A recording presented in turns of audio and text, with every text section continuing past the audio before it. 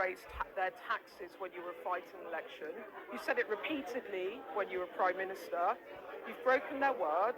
You've broken their trust. Will you apologise to them for misleading them?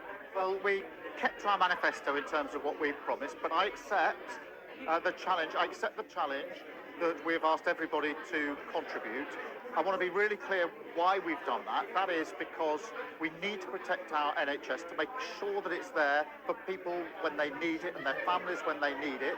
Secondly, to make sure we've got the money to put into our schools so every single child can go as far as their talent will take them. And the third thing is to bear down on the cost of living. The one thing that people care about more than anything is the cost of living. And yesterday we were able to announce that we're taking £150 off our energy bills. Now, for most people, the energy bill is the one they worry about most. We've been able to take £150 off that on average for every family. You told people in the run-up to the election, we will not raise your taxes, people are taxed too high. 800,000 people are being dragged into taxes from your measures yesterday.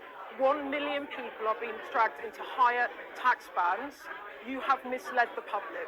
We have absolutely done the least possible we can. We've done it in a fair way. We have had headwinds this year, which were up to the OBR looked at productivity. Again, they reviewed the 15 years of productivity, and then, based on the failure of the last government, then downgraded forecasts as we go forward. But we are clear. We are clear that we are asking everybody.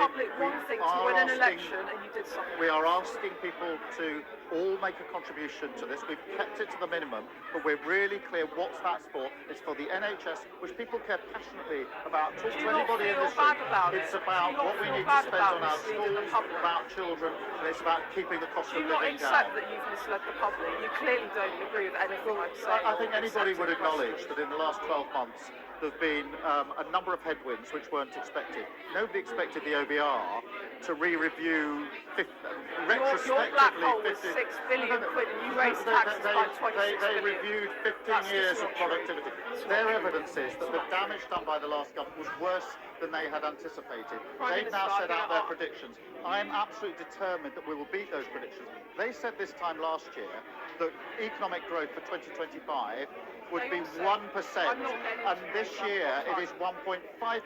So we've already beaten their forecast by 50%. You said before the election you wouldn't have to tax people more, you wouldn't cut spending, and you would improve the country through growth, public services, and you've gone back on your word. Well, JP Morgan this morning, you'll have seen the announcement, a £4 billion investment on the back of the budget. You said during the election that you wouldn't be able to have. You wouldn't be able to pay for a lift in the child benefit cap. You said it's a difficult thing. I want to put it in my manifesto. We can't. I'm being honest with the public. We can't.